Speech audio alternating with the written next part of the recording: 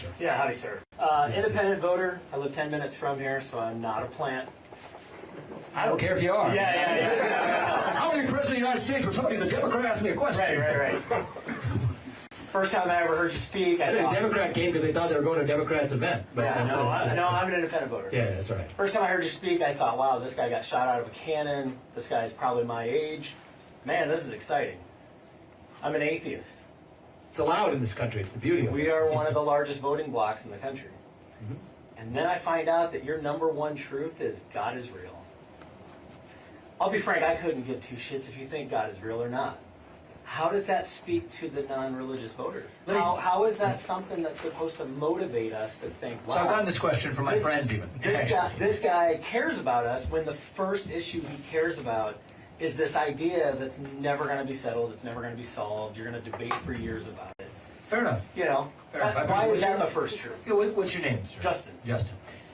So the 10 things I'm saying there is not an issue. You know what my issues are. We're going to shut down the deep state. We're going to grow this economy. We're going to declare independence from China. We're going to stay out of World War III, secure our own borders, and revive national pride in this country. That's the job of the president. It's not my job to be a pastor, and one good way to know that is, as I said, my faith background is even a little bit different than the traditional faith background of people who have run. But the beauty of this country is you get to exercise your belief system no matter what it is, as long as you're not harming somebody else. That's what the First Amendment says. But part of what I put down there is what we see in this country right now isn't a tyranny of the majority.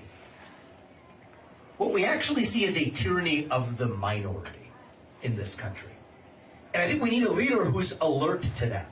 So do we see right now federal government that's imposing Christianity on people who are atheist or Hindu or whoever and trying to convert them? No, we don't. What we see is a government that is imposing a religion, but it's one that's on the guise of secularism. I mean, modern wokeism is absolutely a religion. Certain words you can't say, clothes you can't wear, apologies you must recite, excommunication procedures that must be initiated. That's a religion in this country.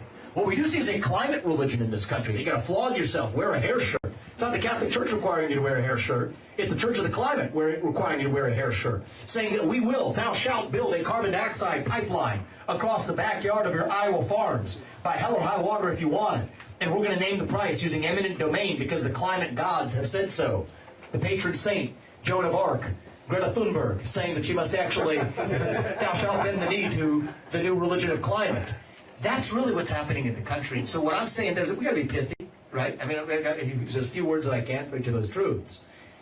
But the reality is there is an established religion in the United States today. It's just not a traditional religion. It's a modern cult. From wokeism to transgenderism to climatism to COVIDism, these became religious cults in the country. And so what I say is, if you believe in God, if you are a Christian or Hindu or Jewish or atheist or whatever, you're free to practice your faith and belief system without the government coming for you, without the FBI giving you an extra eye because you're practicing a certain faith, or a bank telling you because the government tells them to, that if you're a hate group because you don't adopt a traditional view of marriage that you can't get a loan.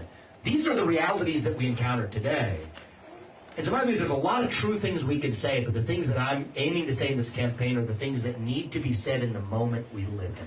So I hope that addresses your question. But I appreciate you saying that. The question I have that's bigger is what actual line could you tell an atheist, secular, a satanic voter that would appeal to them that's not a kitschy conservative catchphrase? Okay, I'll tell you this. The wokeism and all that. No, what we see is a government that is propping up Christianity, that is excusing Christianity's bad actors, that isn't doing anything to fight Christian nationalism. So here's what I believe. There may be points in our history where that would be applicable. Respectfully, I don't think that's actually a major threat in this country compared to the threats that I named. But Christian nationalism. But you don't feel that's I don't feel like that's a major threat right now. January 6th. I feel like wokeism and transgenderism is. But you asked me to say something that will allow to speak to people who are atheists. Because there's an atheist watching this right now. Yeah, let me actually just address your question. You are free to live your life and practice your faith or absence thereof freely without anybody standing in your way. Because that's what the First Amendment of the Constitution ensures. And if I have one job as your next president, it is to swear an oath to that Constitution and to keep it. Here's how you'll know that I know what I'm talking about. This was modeled on Thomas Paine's work, Common Sense. People familiar with that? That was actually the leaflets they handed out to start the American Revolution. I'll tell you about one thing about Thomas Paine. He was an atheist, actually. So one of the men who started the American Revolution, most of our founding fathers were Christian. Thomas Jefferson was a deist. He's my favorite founding father, probably my favorite president. I look up and find the most common cause with him. Less so with Thomas Paine, but I respect the hell out of him. Because he too, without him, the American Revolution wouldn't happen. So I recognize that about our history. And I recognize that about our Constitution. And I recognize that even people of diverse faiths in this country were bound together by the ideals enshrined in that Constitution. And I will fight to the death for actually reviving those constitutional ideals in this country. And what's in that First Amendment is, you may not agree with what I have to say, but I will defend to the very end your right to say it. That's America. That is what makes America great. That is what makes America itself. And so, yes, can we disagree on some questions and still have you support me as your U.S. president? Not as your pastor, but as your president. I think darn right you can. That's my answer. This might help you. Yes or no, just to finish it Okay. up. Do you believe our rights come from God or from man?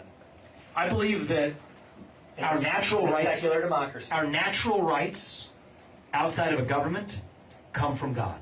Our natural rights. In the context of a constitutional republic, the rights that we enjoy are the ones enshrined and codified in our Constitution. And I recognize the difference between being a president and a pastor. Thank you. Thank you.